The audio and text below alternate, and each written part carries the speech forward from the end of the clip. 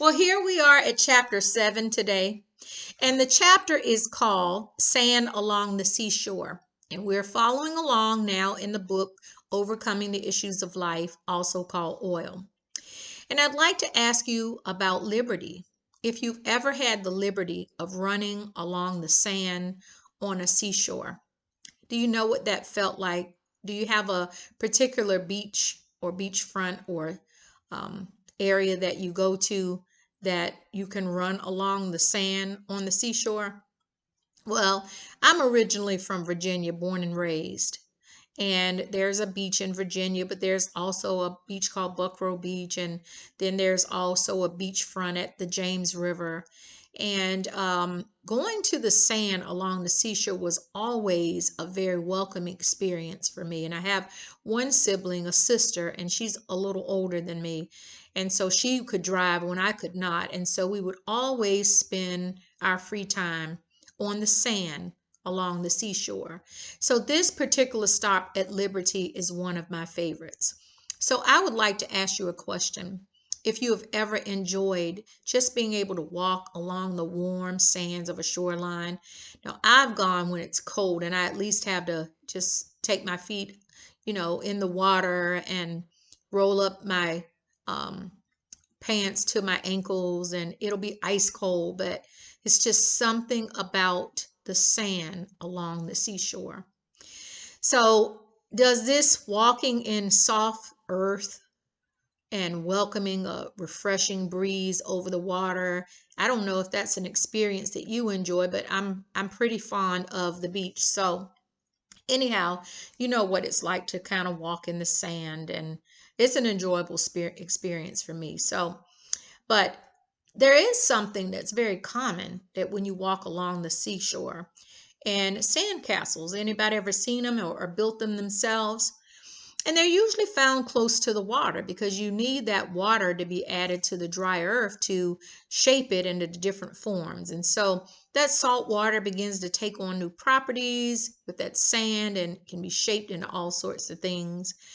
And you know that the builder of these beautiful sandy marvels don't have the same gifts and talents. I mean, you can really tell the skill level of some of the creators of those, but the charm of the collective buildings along the seashore are just truly beautiful. So it's about creating memories, and people create lots of beautiful memories on the sand along the seashore.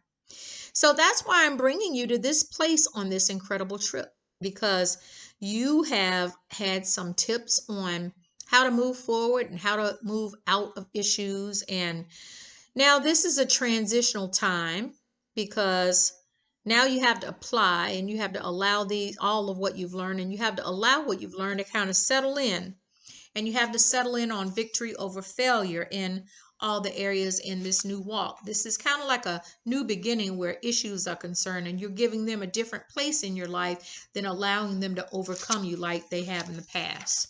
So, anyway, how are you going to run across the sand? Are you going to walk across the sand? Are you going to walk in the water part of the sand, the dry part of the sand? Are you going to just stand firmly rooted? You know how some people just go and stand in the water at the seashore? Are you going to glide? Are you going to just kind of arms wide open and just glide over the seashore? Or would you dance with colorful kites along the seashore? So, would you skip and gallop along the seashore? And it's interesting that we do that even though the shells are all cracked up. Not all of the shells along the seashore are whole and perfect and beautiful. As a matter of fact, many of them are cracked, and doesn't stop us from collecting. We look for the best sample of the ones that we want to collect. So what memories are you going to collect? And how are you going to walk now in these sands along the seashore of life? But no matter what style of walking or galloping or dancing you choose, some of you may say, I'm going on horseback and I'm just going to ride the horse along the edge of the water. But no matter what, you have to refuse to see through the eyes of weariness and despair. It doesn't mean that you won't experience emotions, but those things are designed to be momentary feelings that you move through. If they get to be more turbulent feelings, you process them and you move through them. You talk about them with a friend that you can trust. You express them, but you don't stay stuck in them. We're talking about getting unstuck from places that would have just held you captive. But now Jesus has freed you. Now, in this walk of freedom, you're planted on a higher ground. Galatians 5:13 through 16 give us these great highlights. You, however, brethren, were called to freedom. Only do not turn your freedom into an excuse for giving way to your lower natures, but become bondservants to one another in a spirit of love. For the entire law has been obeyed when you have kept the single precept which says, you're to love your fellow man equally with yourself. We owe no one anything but love. But it says this, if you are perpetually snapping and snarling at one another, beware lest you are also destroyed by one another. So this is what I mean. Let your lives be guided by the Spirit, and then you will certainly not indulge the cravings of your lower nature. Now this, of course, does not mean that you're going to be any means perfect. We're the righteousness of Christ. We have the righteousness of Christ because he gave us that at his crucifixion and resurrection. But we still have our human nature. But we do have to make the decision in advance how we're going to walk along. Well, it's not like we're not going to be human, because you're not going to convert back into your spiritual, completely spiritual body until you go home to glory. And so we're going to live successfully on this side, because we don't want to be on the other side of glory. We have assignments to fulfill on this side. But we do have to understand the cravings of our lower nature are opposed to those of the spirit. So they're going to be antagonistic to one another. So it's not like you're not going to have to fight for it to walk in the spirit, but you have the grace of God. But it does mean that you're going to have to resist being stubborn, and you're going to have to be willing to stay in this place of renewal. So if we choose to live by the power, leading, and direction of the Holy Spirit, it's a win-win. We can choose to accept all of the finished work of the cross. It's such a beautiful grace that we've been given. And we also have to make choices in our day-to-day relationships with one another. For example, we have to choose the style of delivery that we're going to engage in discussions. Otherwise, our words are going to be unreliable. Somebody is looking at you because of your tone or your expression, or maybe you're kind of jumping forward when you're saying something, or a little too passionate. And you know all too well that context is lost in delivery. So try not to displace some of the things that you've learned here, and try not to let your emotions override the principles. But it's not going to be perfect, but you're going to just try to work diligently to not be inappropriate, and to just recognize what's healthy and what's not healthy for you now. Because as you've learned from the first chapter till now, the 7th chapter, we've set some nice healthy boundaries, and we want you to begin to operate in those. So say what you really mean in a way that prevents misunderstanding to the best of your ability. Because to misperceive is to deceive. You know how many people have been deceived by the intensity or the way that we've said something. Not saying that you'll perfectly, handle every single conversation. But I tell you what, Psalms 141, 3 and 4 say this: set a watch, O Lord, before my mouth. Keep the door of my lips. Incline not my heart to say any evil thing, to practice wicked works with men that work iniquity, meaning unwilling to change.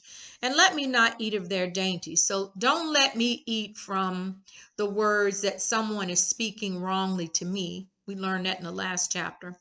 And then, Lord, set a watch over my mouth so that I'm not responding out of triggers. Remember, we talked about that. But I'm just letting my yea be yea and my nay be nay. And as you just continue to walk in these things and you just grow and develop, isn't that what life is about? I mean, isn't that what discipleship is to grow and to develop? I remember the Lord telling me one day, and it was, through an incident that was a learning incident for me, not a very great one. but he said development cannot be bypassed. So you have to recognize that you're still on this course of developing. But at the end of the day, all of these improvements will make us better fishers of men. Agree? Mark 1:17. So anyway, we're going to live as one who no longer falls prey to these captive issues of easy disagreement, prompted disagreement, tempted disagreement. But we're going to do better in improving our intimacy with God so that we're not as triggered in these areas, okay? We have a better intimacy with Him, and we start fostering closer bonding with Him, and separation and division from the things that easily beset us. It will at least improve some of the ways and habits that we have. So there is recovery and restoration following bondage, and that's good news coming from 1 Corinthians 14:40. If you have caught the new vision, then you can be unbound from the old vision.